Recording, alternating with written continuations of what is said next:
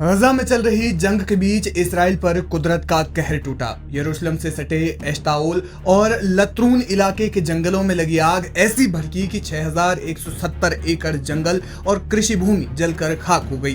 PM Netanyahu ने देश में राष्ट्रीय आपातकाल घोषित किया और विदेशी मदद की गुहार लगाई।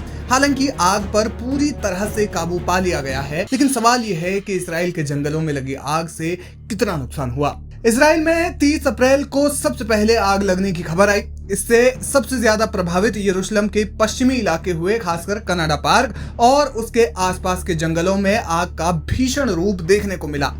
घटना में 45 लोग जख्मी हुए, जिसमें 20 से ज्यादा फायर ब्रिगेड के कर्मचारी हैं। हालांकि अच्छी बात यह है कि घटना में एक भी मौत की खबर नहीं है। इस आग की वजह से हजारों पेड़ जलकर खाक हो गए, जिसमें बड़ी संख्या जैतून के पेड़ों की थी। इसके अलावा खेती वाली जमीन भी जलकर राख हो गई, जिससे मौसमी फसलें और अनाज भी नष्ट हो गया। फसलों के जलने से वे लोग जो अपनी आजीविका के लिए खेती पर निर्भर थे, उन्हें बड़ा नुकसान हुआ और उनके जीवन पर खासा प्रभाव पड़ा है। आग लगने की वजह से कनाडा पार्क का 70% इलाका जलकर खाक हो गया। इसराइल के शीर्ष अधिकारियों ने इस आग को देश में लगी सबसे खतरनाक आग बताया। तस्वीरों में आप साफ तौर पर देख सकते हैं कि कैसे जंगल राख हो गए हैं। जहां कभी पूरा जंगल हरा भरा दिखता था, वहां काली सफेद राख दिख रही है। इस आग से इसराइल की बायोडायवर्सिटी को भी खासा नुकसान हुआ है। कैसे लगी आग? कहा जा रहा है कि इसराइल में लगी आग जंगल में हाइकिंग करने गए लोगों ने अनजाने में लगाई होगी।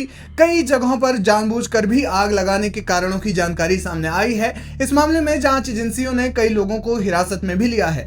लेकिन जहां एक ओर इसराइल यरूशलेम में लगी आग से निपटा ही था कि दूसरी ओर हूती विद्रोहियों ने कुछ ही घंटों में 3 मिसाइलें दाग दी।